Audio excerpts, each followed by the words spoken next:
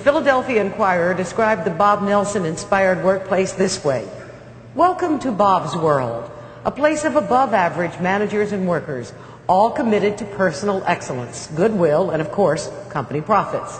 Ladies and gentlemen, Bob Nelson.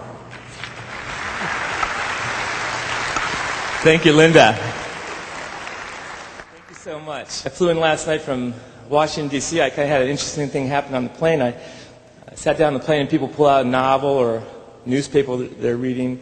The guy next to me pulls out my book. And I thought, gee, this is a perfect chance to be a mystery shopper. What do you think of that book? He gets a little reflective. He says, well, my boss gave me the choice of 3 books to read. This one was the shortest. And I took that as a compliment. Because it's my feeling that we're today overwhelmed with information, with technology, with keeping up in our professions, with the amount of change going on in the workplace today. And it's my observation that it's very easy for any of us to lose sight of the short list of the things that can really help you the most when it comes to your relationships and your people at work. And so in my brief time with you today, I want to focus on that short list, on the things that if you take seriously can make a difference for you. I want to share with you a few of the insights I've learned on my journey with the hope that you can take them back and improve as well. The first insight is every employee wants to be magnificent. Every employee wants to be a part of something larger than themselves. They want to be excited where they work. They want to feel that they're important. I've never met an employee that gets up in the morning and says, I think I'll really screw up at work today. I think I'll make my manager's job a living hell. That'll be fun. Now, sometimes you figure they must have said that based on what they did when they got to work. I'm convinced that when you get that, when you see someone doing something different than you want, more times than not, it's a learned behavior. That they're reacting to how they've been treated over time. Bill Hewitt, co-founder of Hewlett-Packard, once put it this way. He said, men and women want to do a good job, a creative job, and if they're provided the proper environment, they will do so. This simple observation represents a drastic shift in what it takes to get the best from your employees today. The days of command and control, my way or the highway, the manager is the person in charge are long, long over. Today, to get the best you can do is to meet them at their energy and help take them to a new level. You can't force people to do things. They've got too many choices in the marketplace. They've got too many choices with their discretionary energy in their job. What you can do is you can provide a supportive environment that encourages them, that supports them, that allows them access to you, to information, that involves them in decisions, and in a very real way capitalizes on what they have to offer. I'm convinced that today motivation starts with your employees. Motivation starts with finding out what's important to your employees and starting there. I feel that you can't get the best from any employee today by lighting a fire under them. You've got to find a way to light a fire within them. You've got to find that spark and fan it to get a flame going. I try to get managers to think of in terms of creating a motivation baseline. A lot of times we have baselines for our customer service or for technology improvements, for things like that. You need a motivation baseline for your people as well. You need to know what's important to them. And how do you find out what's important to your people? Well, when in doubt, ask. And you can do this at a lot of levels. You can do it one-on-one. Say someone settles in their job after a few weeks, you take them out to lunch or buy them coffee and say, John, I like to get to know people a little bit better once they start here. And there's a lot of places you could have worked. Why did you come here? What do you hope to get out of this job? What type of work do you like doing best? Are you a lone wolf? You like being part of a team? If a special assignment came up, would that excite you or not? Where would you like to be 5 years from now? The more you can find out and learn about the people that are working for you, what hobbies you have, what's your family situation, the more fodder you have to motivate them. Not to manipulate them, to motivate them, to help them on their journey. When people feel that you have their best interests at heart, they will give you back tenfold in their commitment and their energy to do the best for you. I'm convinced today that more than ever before, people work for people, not organizations. The whole idea of an organization is abstract. The trust in institutions is at an all-time low. If someone has a good job today, 9 times out of 10, 99 times out of 100, is because they've got a good manager. In a very personal way that they know someone's in their corner, someone that's willing to listen to them, to encourage them, to support them when they need it. Some recent research by the Gallup organization, I think, points this out very clearly. In interviews with 2 million workers at 700 companies, The length of an employee's tenure is largely determined by that employee's relationship with his or her immediate supervisor. Number one variable. If anyone here is concerned about retention in your operation, you don't need to go any further than this.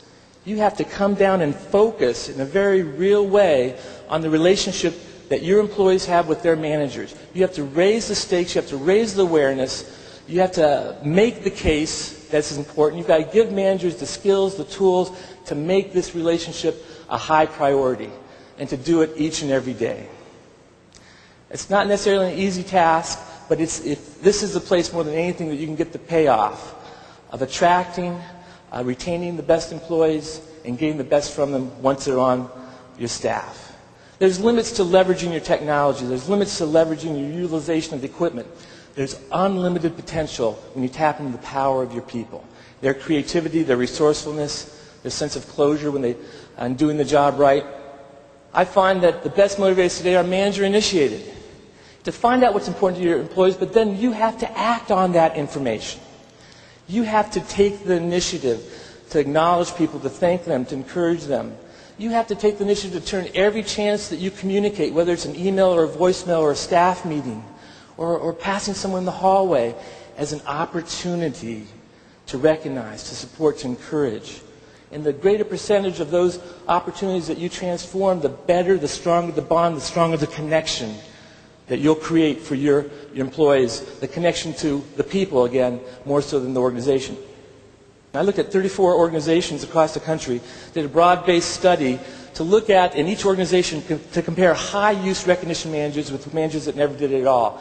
Out of 140 variables, the single most important variable as to why managers enabled them to use recognition was this. The high-use recognition managers all look for opportunities to recognize employees when they do good work, and they do so on a daily basis. Not after, when everything else is done, not at the end of the week, not at the end of the month, not when they happen to feel like it, or when they're in a good mood, but on a daily basis. They've internalized the importance of this activity, and they act on it here and now. To wait is to lose the opportunity. Someone does a great job, you don't say anything, you don't do anything. A week goes by, 2 weeks, it's too late to do anything. In fact, sometimes to do it at that point, it almost shows that you're disconnected with the employee. Some 85% of employees say they'd never get recognition today for doing a good job. And as we're changing more, as we're asking people to do more, most employees feel overworked and underappreciated. It doesn't have to be that way. And one of the delights on this topic is the fact that the best motivators today cost little or nothing. Little or nothing are things that recognition is around you all the time. It's just there for you to reach out and grab. Now, a lot of times the focus on recognition is money. Well, money's a motivator. It's just not the only motivator. I'd suggest it's not even the top motivator. You might come to work for money, but I find that people always leave for recognition.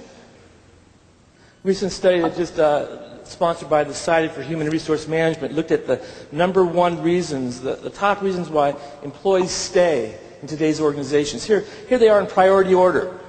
Number one, career growth, learning and development. Number two, exciting work and challenged. Number three, meaningful work, making a difference and a contribution. Number four, great people to work with. Number five, being part of a team. Number six, having a good boss. Number seven, recognition for work well done. Number eight, autonomy and a sense of control over one's work. Number nine, flexible work hours and dress code. Number 10, fair pay and benefits.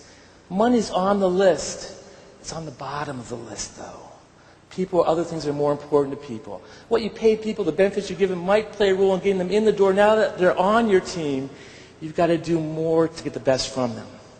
I've never met a person that gets up in the morning and says, I'm going for it today. I got dental coverage. Dental coverage is good. We need dental coverage. But it's not what gets people excited and focused and motivated on doing the best job possible. The last insight I've got to share with you here is the best motivators today are all based on performance. You couldn't ask for something better. That's to say that if you take this topic seriously, and part of the challenge of talking about recognition is the fact that people think, well, that's easy, that's obvious, I must be doing it. All the evidence points to that you're not. We do it up here. We know instinctively it's a good thing to do, but when you look at how you spend your time, we always do a little bit less than we think. And if you ask your employees, they never see it. You have to show them. You have to make it explicit.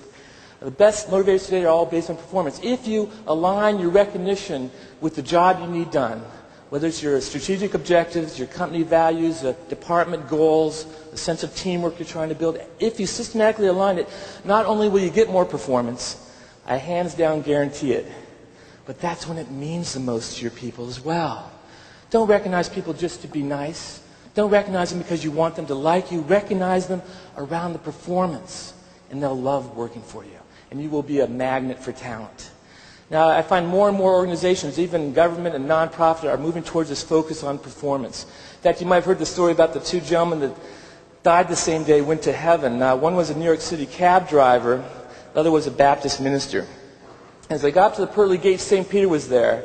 Heaven's online these days. He was reviewing their lives on his laptop, and the first gentleman was this cab driver. He was quite impressed. He issued him flowing robes, his own personal cloud, an assistant with a harp, waved him into heaven. Right behind him was this minister. He reviewed his life on the laptop and issued the gentleman a loincloth.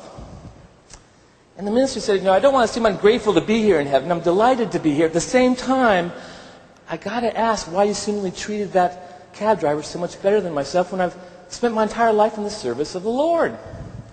And St. Peter said, we've moved towards a pay-per-performance system here in heaven.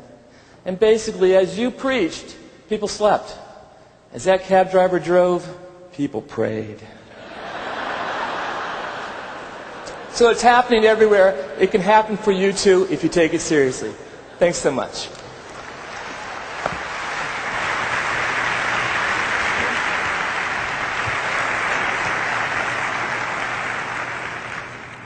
Thank you, Bob, so much.